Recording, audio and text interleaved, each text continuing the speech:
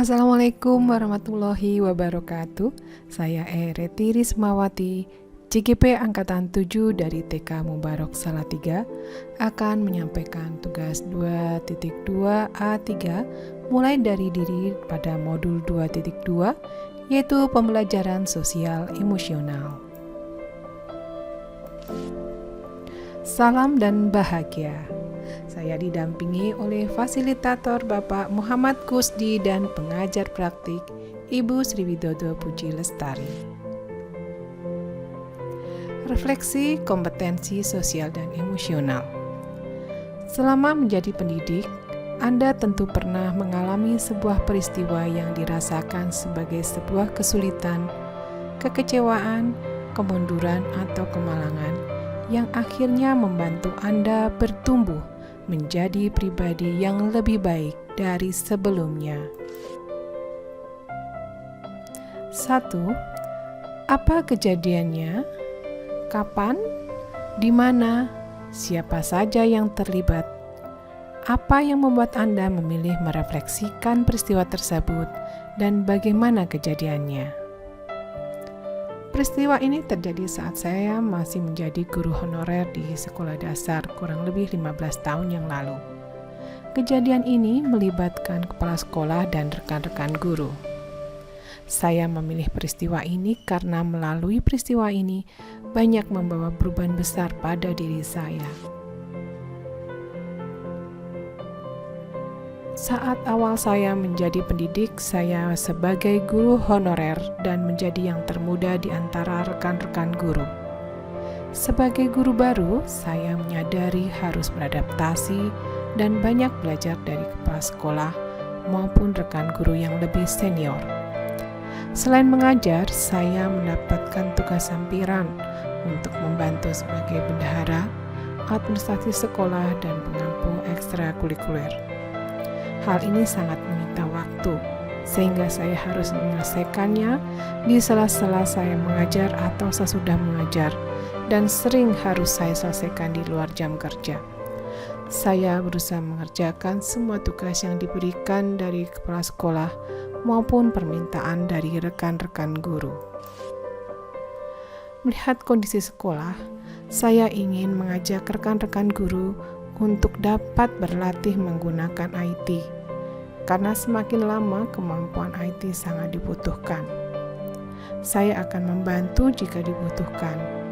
Hal ini saya sampaikan saat rapat Dewan Guru. Saat itu kepala sekolah menerima pendapat saya, namun ada beberapa guru yang kurang sependapat. Mereka merasa sudah tidak masanya dan tidak memiliki kompetensi kalau harus menguasai IT, dan menyatakan kalau saya keberatan membantu, mereka akan membayar jika mereka meminta saya mengerjakan sesuatu, dan menyatakan kemampuan tidak untuk dipamerkan. Saat itu saya terkejut dan merasa sedih dan kecewa bahwa ada pemikiran rekan guru yang seperti itu. 2. Bagaimana Anda menghadapi krisis tersebut? Bagaimana Anda dapat bangkit kembali dan bertumbuh dari krisis tersebut? Saat menghadapi krisis tersebut, saya mencoba menenangkan diri, mengambil nafas panjang, dan belajar menerima bahwa itu bagian dari tantangan yang harus saya lalui dalam profesi saya. Saya sampaikan bahwa semata-mata tujuan saya hanya ingin sekolah makin berkembang dan rekan-rekan guru bertambah kompetensinya. Dan selanjutnya saya menyerahkan semua hal pada forum dan kepala sekolah. Bagaimana Anda dapat bangkit kembali dan bertumbuh dari krisis tersebut? Saya dapat bangkit kembali dan tumbuh dari krisis ini dengan mengatur emosi dalam diri agar tidak terlalu dalam sedih dan kecewa. Saya menguatkan diri serta meyakinkan diri bahwa saya dapat menghadapi tantangan ini, dan menyadari bahwa tidak semua orang dapat memahami niat baik, sehingga perlu dikomunikasikan kembali dengan baik. 3. Gambarkan diri Anda setelah melewati krisis tersebut. Apa hal terpenting yang telah Anda pelajari dari krisis tersebut? Bagaimana dampak pengelolaan krisis tersebut terhadap diri Anda dalam menjalankan peran sebagai pendidik? Gambaran diri saya setelah melewati krisis tersebut, bahwa saya merasa lebih tenang, dapat membuang pikiran negatif, dan menguatkan niat kembali untuk menghadapi tantangan dan menjalankan peran sebagai pendidik, dan mencoba lebih memahami karakter rekan guru, serta berusaha untuk berkomunikasi dengan lebih baik. Hal terpenting yang saya pelajari dari krisis tersebut, bahwa saya perlu untuk memahami perasaan diri, mengelola emosi, dan perilaku yang efektif terhadap berbagai situasi yang terjadi. Belajar memahami sudut pandang dari orang lain dan bagaimana membangun hubungan yang positif dengan orang lain, serta dapat mengambil keputusan yang bertanggung jawab. Dampak pengelolaan krisis tersebut terhadap diri Anda dalam menjalankan peran sebagai pendidik. Kemampuan sosial emosional saya menjadi lebih terlatih. Saya lebih nyaman dalam menjalankan peran sebagai pendidik dan lingkungan belajar lebih sportif, serta murid lebih semangat dan antusias untuk belajar di sekolah.